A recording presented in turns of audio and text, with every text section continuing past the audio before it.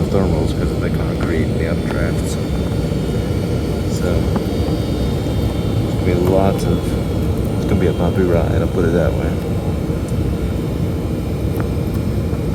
Starting to see slum housing.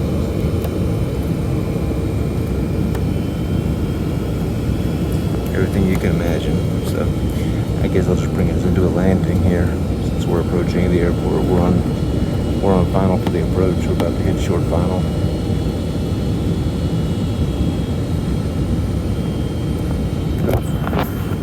Sorry, I was recording the wrong way. Yeah, now we're on short final.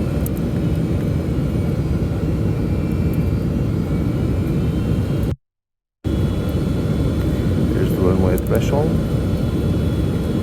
and we're gonna touch down like a mother fricker. Boom. There's a good reason for that, because we don't have a lot of runway to screw up.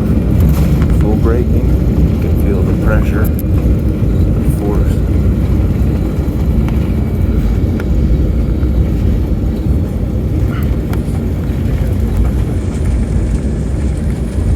His thrust reversers going into both slats.